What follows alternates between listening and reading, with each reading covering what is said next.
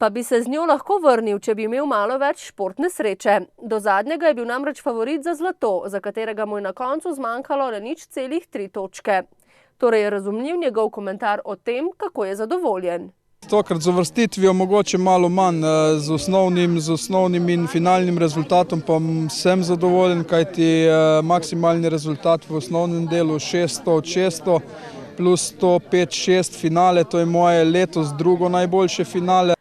To so bile njegove 3. olimpijske igre. V strelstvu je 12 let in ravno v Londonu je dopolnil 39. rojstni dan. Pravi, da se bo pripravljal še na naslednje v Braziliji.